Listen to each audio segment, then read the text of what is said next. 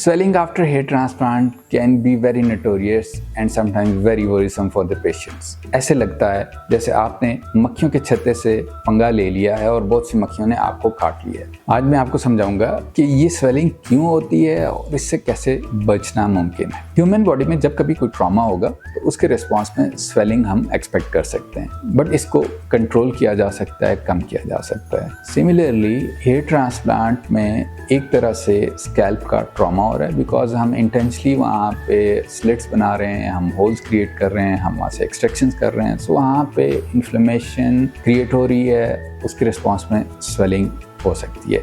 ये स्वेलिंग की पहली रीज़न है। इसके अलावा अगर हेयर ट्रांसप्लांट को अगर आप जानते हैं तो आप देखेंगे कि उस प्रोसेस के दौरान सर्जन वहाँ पे स्किन के नीचे खुद फ्लूइड बार बार इंजेक्ट करता है ताकि वो स्किन को बोन के अगेंस्ट रेज कर ले। इसका पर्पस डीप स्ट्रक्चर्स को डैमेज होने से बचाना और ब्लीडिंग को सिक्योर करना है।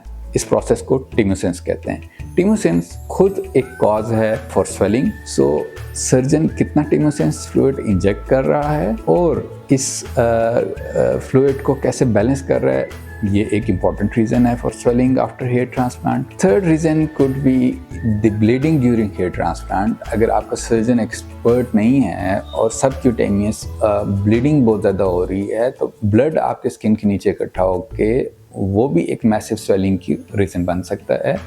सो हीमोस्टेसिस को सिक्योर करना मीन्स के ब्लीडिंग को सर्जन कैसे कंट्रोल कर रहा है और उसके लिए क्या इकदाम कर रहा है, ये पोस्ट ऑपरेटिव स्वेलिंग पे एक डायरेक्ट इम्पैक्ट डाल सकता है। इस ब्लीडिंग को कंट्रोल करने के लिए अगर पेशेंट हाइपरटेंसिव है तो उसका ब्लड प्रेशर भी अच्छा कंट्रोल करके हमें सर्जरी करनी है। एक्सपर्ट्स हैंड में ये स्वेलिंग काफ़ी हद तक कम की जा सकती है और ऑलमोस्ट नो स्वेलिंग के बराबर होती है। ये कैसे मुमकिन है? ये ऐसे मुमकिन है कि सर्जिकल टेक्निक दुरुस्त होनी चाहिए। सर्जन ने जिस डेप्थ पे काम करना है वो उसी तक लिमिटेड रहे। टिश्यू ट्रॉमा गैर जरूरी जो है उसको मिनिमाइज करे। जो टिम्योसेंस फ्लूइड उसने यूज़ करना है उसमें कुछ स्पेशल इंजेक्शंस डाले जा सकते हैं जो कि इस पोस्ट ऑपरेटिव स्वेलिंग को कम करता है। जो टिम्योसेंस फ्लूइड हमने यूज़ करना है उसका वॉल्यूम जितना ज़रूरत है उतना यूज़ किया जाए और ओवर यूज़ उसका ना किया जाए। इस टिम्योसेंस फ्लूइड के अंदर स्पेशल किस्म के इंजेक्शंस ऐड किए जाते हैं जो आफ्टर हेयर ट्रांसप्लांट स्वेलिंग को काफ़ी हद तक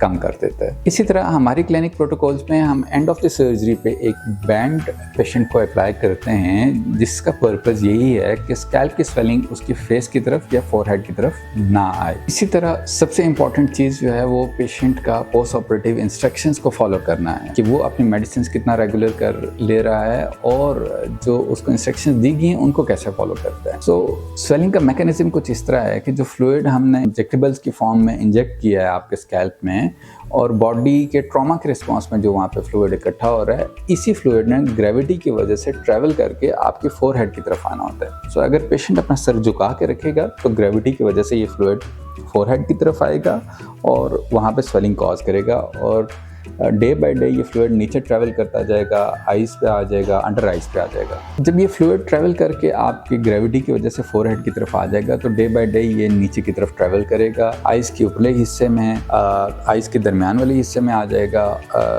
आइज़ के निचले हिस्से में आ जाएगा और ये साइड्स भी आपकी स्वेल कर जाएंगी जो कि स्फीयर स्वेलिंग की फॉर्म में जब नीचे तक पहुँच जाती है तो ये मैक्सिमम फेज़ है उस स्वेलिंग का। पेशेंट का जो पोस्चर है, हेड की पोजीशन है, वो उसने कैसे रखनी है, दिस इज़ वेरी इंपॉर्टेंट। सो हम पेशेंट को मना करते हैं कि आपने अपना हेड झुका के कॉन्टिन्यूसली नहीं रखना। यूजुअली कॉमन मिस्टेक है कि मोबाइल के ऊपर वो झुके रहते हैं और उनको अंदाज़ा नहीं होता और स्वेलिंग उनके फोरहेड पे आ जाती है। इसमें याद रखिए कि मामूली फॉर इंस्टेंट झुकने में कोई हर्ज नहीं। लाइक अगर आप सजदा करना चाहते हैं तो आप एक नॉर्मल सजदा करके दोबारा उठ सकते हैं। कॉन्टीन्यूसली सजदे की पोजीशन में या मोबाइल के ऊपर जो है ना फॉर मिनट्स एंड मिनट्स झुके रहना, ये चीज़ हम मना करते हैं। सिमिलरली पेशेंट को हम ये इंस्ट्रक्ट करते हैं कि उसने बैक ऑफ द हेड पे सोना है। सो रात में जब वो बैक ऑफ द हेड पे सोता है तो उसकी ग्रेविटी की जो डायरेक्शन है वो चेंज हो चुकी है।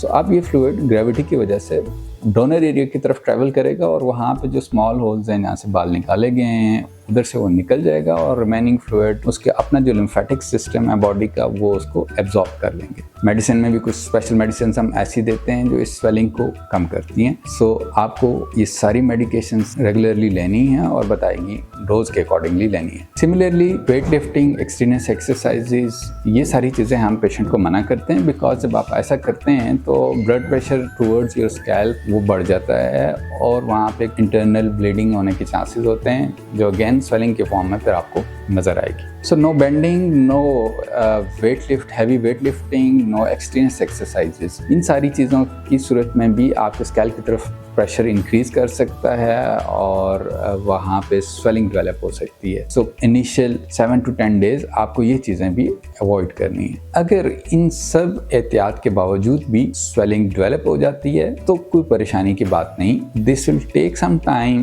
फ्यू डेज, 5 to 7 डेज, और उसके बाद ये स्वेलिंग चली जाएगी। स्वेलिंग डेवलप होने की सूरत में फिर आपने इन इंस्ट्रक्शंस को तो फॉलो करना ही है। इसके साथ साथ आप कोल्ड स्पॉन्जिंग कर सकते हैं फोरहेड की, that can help in reducing this swelling. फिर इसी तरह जो मेडिकेशंस हम आपको दे रहे थे हमें उनकी डोज बढ़ानी पड़ सकती है, that will help you in reducing swelling. And अगर इस स्वेलिंग के साथ आपको कुछ और कॉम्प्लिकेशंस भी फील हो रही हैं, लाइक आपको फीवर हो रहा है, आपकी स्किन कलर चेंजेस आ रहे हैं, तो इमीडिएटली कंसल्ट योर डॉक्टर। ये वो सिंपल स्वेलिंग नहीं है बल्कि अब ये इन्फेक्शन में कन्वर्ट होती जा रही है and we need to timely intervene that and we have to fight this type of swelling ताकि आप कॉम्प्लिकेशंस से बच सकें। So conclusion is that mild swelling can develop after hair transplant और इसके लिए आप ज़्यादा परेशान ना हों। येस, बट सीवियर स्वेलिंग और परसिस्टेंटली जो इंक्रीज कर रही है, in that case you must consult your doctor and visit at the clinic.